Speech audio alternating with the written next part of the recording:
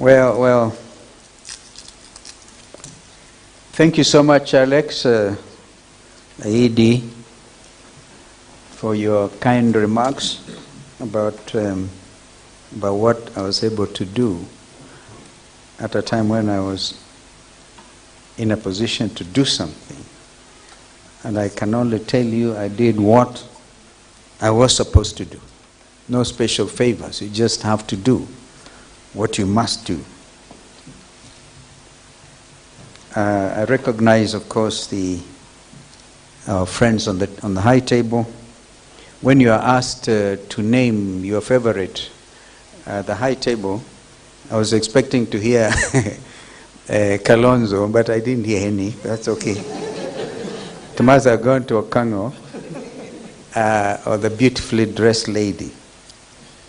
It's so good to see you, particularly our young friends from other parts of the African continent. We say in Kiswahili, karibuni sana. We also used to say, Kenya hakuna Matata. We lied. There's a lot of Matata going around. In fact, you come to our country at a time when there's so much Matata, and it's not negative Matata, this time positive Matata coming from the youth of this country. And we celebrate you. Of course, our Tanzanian neighbors, I personally believe the Tanzanians, we've seen a young man, a young lady from Tanzania, from Dar es Salaam. I think it's Tanzanians who have really no Matata. And it's the Tanzanians who have done what the youth wanted, as according to the conversation this morning. President, Madam Suluhu. So we all celebrate Tanzania. Of course, I think the Liberians before you, Sir Johnson Sirleaf, Madam, that time, and you never know. If only we embrace democracy. But I don't want to digress further. Allow me to make a written statement because this is important. And Youth Bridge Kenya, you've done well. I think the next time you go for convention, it will be bigger. That's my prayer for you. And it will encompass greater part of the continent. And this is going to be a game changer. Therefore, good morning, distinguished guests, delegates and young leaders from our continent. First, I would like to thank the organizers, Youth Bridge Kenya, for organizing this forum and extending an invitation to me to be able to make some remarks today. Friends, I strongly hold the view that the youth will shape conviction because it is happening here today in Kenya. What a moment to be in Kenya, to be Kenyan, experiencing Generation Z led a peaceful revolution which has forever changed this country's governance. And nobody should be afraid. If it was unexpected, and I think the surprise element about this Gen Z revolution is what is amazing. It just, for us who are faith, who are believers, know that this is directly from God Himself. What has taken place over the last month on Kenyan roads and streets, on X Spaces, on TikTok, on WhatsApp, in Facebook, Instagram. May I ask which other platform have I left out? I mentioned TikTok. WeChat. WeChat. And others? X. I mentioned X. What has actually happened in all these platforms brings to life this very discussion on the pivotal role of youth in fostering inclusive democracies across Africa. And the main theme is harnessing the youth bulge for the benefit of our continent. And we've been told by Alex that the median age is 19 years in Kenya. Kenya Gen Z's selfless actions prompted a Catholic Archbishop by the name Philip Anyolo only last week, when the country was commemorating this year's edition of Saba Saba. And if you are not Kenyan, you could ask your colleagues over tea, what was this Saba Saba thing?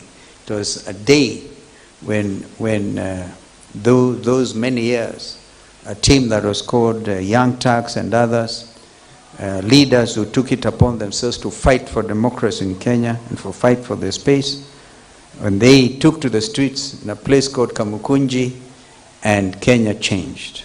We ended up amending our constitution, removing a very offensive clause that was outlawing a multi-party democracy. Up to that point, Kenya was a de jure one-party state. And through Saba Saba activities, we removed Section 2A, and Kenya became a democracy. This was strengthened in 2010 when we inaugurated the Constitution 2010 under President Kibaki, whom I had occasion to serve under as his vice president. The Archbishop said, I quote, "We used to say you are the leaders of tomorrow, but indeed you have proved that you are not leaders of the future, but of this our time." End of quote. He delivered these remarks, as I said, during the special service at Holy Family Basilica only a few days ago, in memory of 41 young Kenyans killed by police gunfire during peaceful demonstrations. Police gunfire. I had occasion to visit some of the morgues in the city mortuary for those of you who are Kenyans, and my heart almost stopped when I saw the brains of a young Kenyan, a Gen Z, blown off by a sniper's bullet who fired from on top of the National Assembly. 41 young Kenyans died. I completely concur with the Archbishop that his sentiments that accurately depict the social, economic, and even political climate in Kenya, which currently finds, in Kenya that the country currently finds itself in. Instead of imagining a future where their voices might be eventually heard, Gen Z declared that this is our time and we will be listened to this time round. In so doing, Kenya's youth gave life to Article 1 of our Constitution 2010, to which I made reference, which defines the sovereignty of the people as all sovereign power belongs to the people of Kenya and shall be exercised only in accordance with this Constitution. And Article 2, the people may use their democratically elected representatives or themselves to exert their sovereign authority. This is what the Kenyan Gen Zs did. They did the incredible thing. They walked right inside Parliament and took over. Said, you elected us, we are taking back that authority. And I don't know how many in Africa will have taken note of that. The president sitting at State House called it treason. Called it treason. Treasonous act. The Kenyans were acting in accordance with the Constitution, which is supreme. Friends, this was the first and most important step in understanding and interpreting what an inclusive democracy actually entails by our Kenyan youth. Inclusive democracy guarantees that every person, regardless of background, has a voice in decision-making processes. Because Kenya's Gen Z read the most significant document in the nation, Constitution 2010, and by the way, in his own words, that document says, this is the supreme law of the land, and the land here is defined as Kenya. Any other law, including utterances like those by President Ruto, which is in contradiction of what the Constitution says, such formulation is void to the extent of such contradiction. Because Kenya's Gen Z read the most significant document, as I said, President was forced to withdraw the Anti-People Finance Bill 2024 as part of a series of substantial concessions. Kenya's youth grabbed literally their sovereign power and authority as outlined in the Constitution. And if in this country, you know the 204 members of Parliament who voted yes because their hands had been greased with money, corruption, even in Parliament, are finding it extremely difficult to go to their constituencies and do anything, because agencies are saying they're going to visit with them.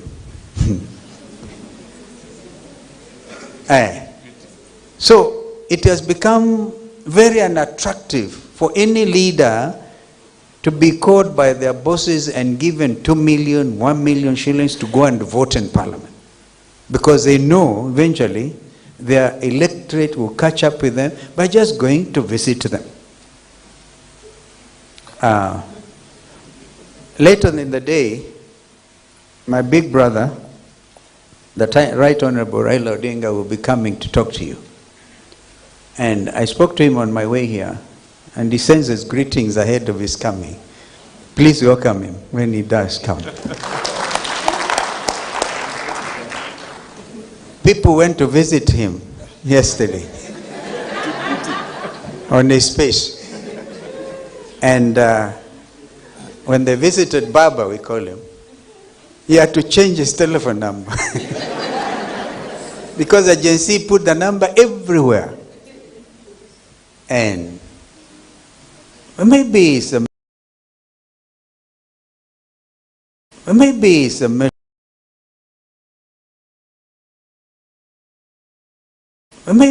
measure of cyberbullying. Please be kind to Baba.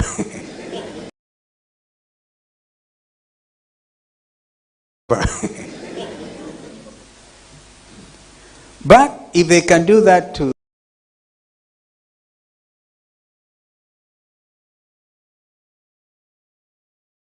the Right Honorable Raila Amolo Odinga, imagine who else in this country.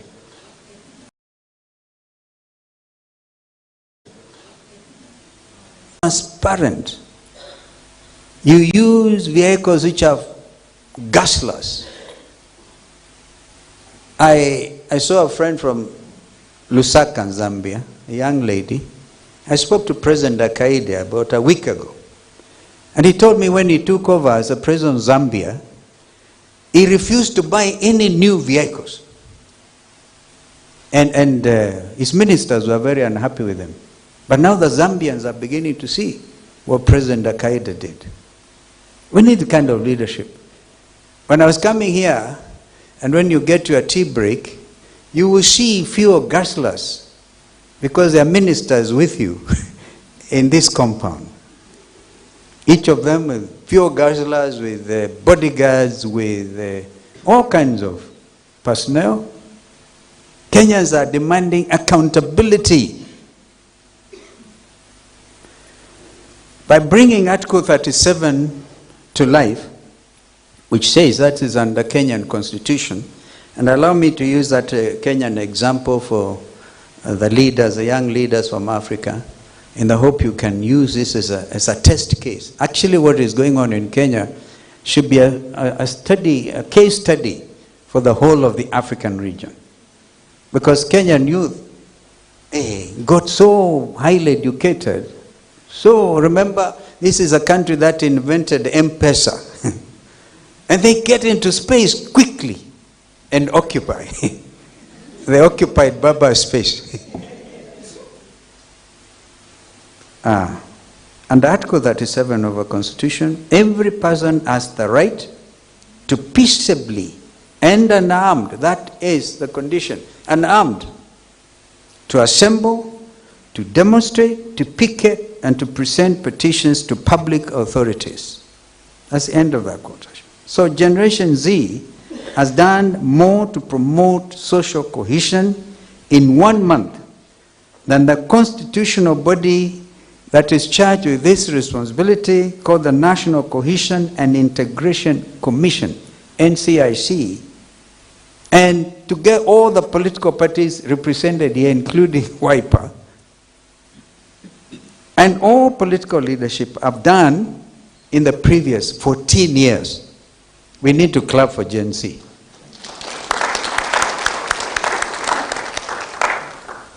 Imagine they have taken over all what NSIC has been trying to do, and political parties to talk about cohesion and what have you, the rights under Chapter 4 of our Constitution, including Chapter 6 on leadership and integrity, which they're actually seeking enforcement for. By emphatically declaring that Gen Z are tribeless, partyless, and leaderless, you may help to eliminate tribalism and inequality, as well as promote sustainable development for all. I believe that African youth can similarly emulate Kenya Gen Z by claiming the rights inherent in their respective constitutions. There are other ways to strengthen the role of youth in governance. There is, for example, electoral participation that ensures youth are registered to vote and empowered to participate in elections. We can create youth parliaments and councils, platforms for youth to engage in decision-making processes that allow them to voice their concerns and contribute to policy discussions. There is also civil society engagement, and civil society in this country, for example, is strong, that encourages youth to participate in civic organizations and social movements, and that also enables them to advocate for change and hold governments accountable. You know, we used to hear of the Asian tigers, countries like Malaysia, Singapore, Korea, South Korea, and others, the Asian tigers, that within some space managed to lift their countries out of poverty to a situation where some of them are even contributors to international lending institutions. And I personally believe the time for the African lion has come. And we only achieve that dream through the African youth leaders. If African youth do what Kenyans have started to do, we are going to realize a decade for African Lionism, where the economies will grow, where thieving leaders will be gotten rid of. In fact, if this continues, anybody who is stolen funds will not even want to go for elective posts, elective positions, because they know they'll be held accountable. The practice in Kenya has been that people head the parastate organizations and others, they go steal huge sums of money, and the election time comes and go and bribe everybody. In fact, Gen Z, I want to invite you to look at the next election. Where Kenyans were made to look so helpless by leaders telling them at the end of a campaign rally, line up. Women line up this way, the youth this way, the men this way, and you go, you have done your some hand changing, 100 shillings, bribing your mothers and your fathers and your brothers, so that they can elect you into office. The Gen Z have placed those people on notice. If you are that type of a leader, you don't qualify to be a leader if you're already bribing your way through elective posts. For the young Kenyans who are here, when I first went to Parliament, I was very young. I was like you. I didn't have money. I just had a university degree, gone through Kenya School of Law. I thought I had something to offer. That time, although it was a single-party dictatorship, you were not allowed to spend more than 30,000 shillings at a campaign. One single campaign. Now, our legislators have even failed to enact some very important legislation, which was envisaged under Constitution 2010. That is of campaign financing. There should be a Campaign Financing Act. And I want to suggest when current legislators come back from their,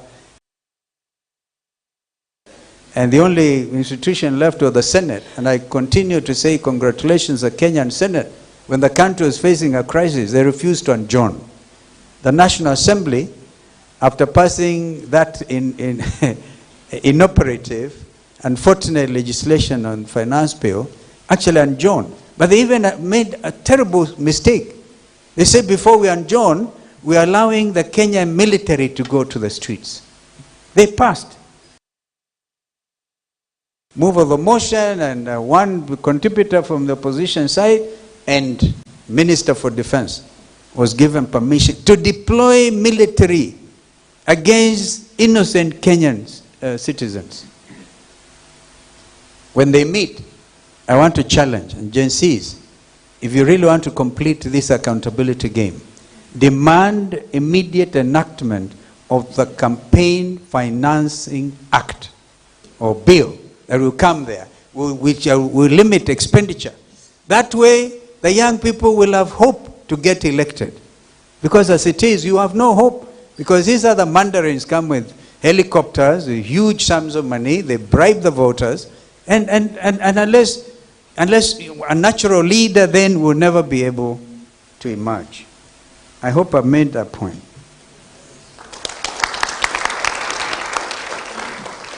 We can improve civic education for the youth, which will foster the understanding of democratic principles, human rights, and the importance of active citizenship.